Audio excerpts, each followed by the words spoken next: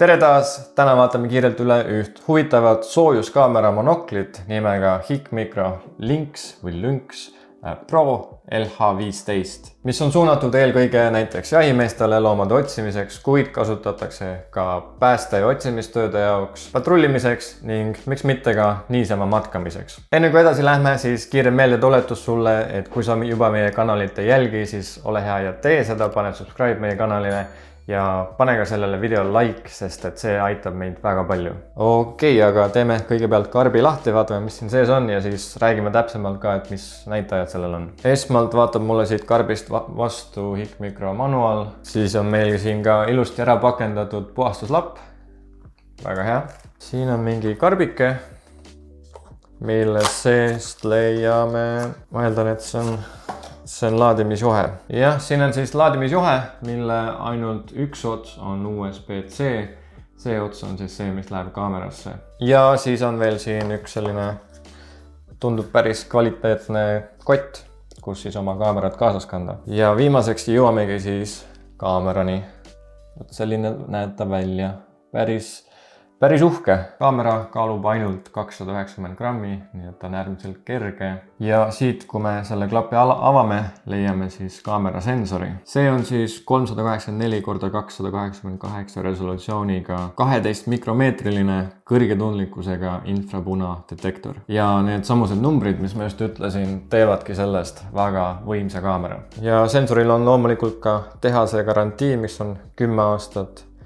Ja alati kui kasutad, siis pärast kasutamist pane ilusti siia klapp peale, et seda sensorit kaitsta. Siin teisel pool on siis see, kuhu me sisse vaatame. Siit vaatab meile vastu siis 0,4 tolline 1280x960 resolutsiooniga LCOS ekraan. Vot nii, ja siin on näha 4 nuppu. Käima läheb ta siit. Kui seda peal hoida, käivitusaeg on tal alla 5 sekundi ehk kriitilistel momentidel sellega hätta ei jää. Loomulikult on sellel ka taaslaetav aku. Aku peab muidu vastu koos Wi-Fi'ga kuni 6 tundi ja kui Wi-Fi't ei ole sisse lülitatud, siis isegi 7,5 tundi.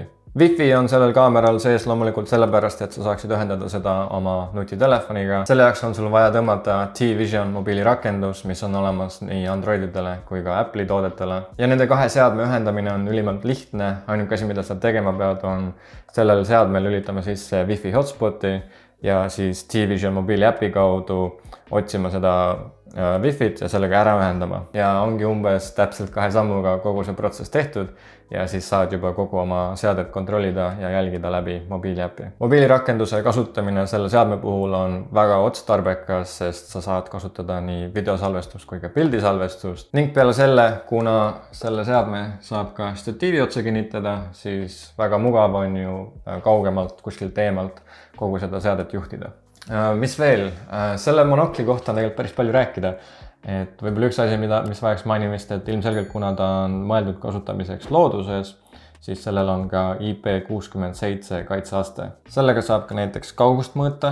Tal on olemas ka 8-kordne digitaalne suurendus ning tuvastus alates 1,7 meetrit kuni lausa 1181 meetrit. Et sellise pisikese ja ülimalt kerge seadme kohta väga tugevate näitajatega. Kui see seade sulle huvi pakub, siis panen selle jaoks lingi ka siia video alla kirjeldusse, et saaksid ise natukene rohkem uurida selle kohta. Ja mina sellega tänaseks lõpetan. Aitäh vaatamast ja järgmise korrani!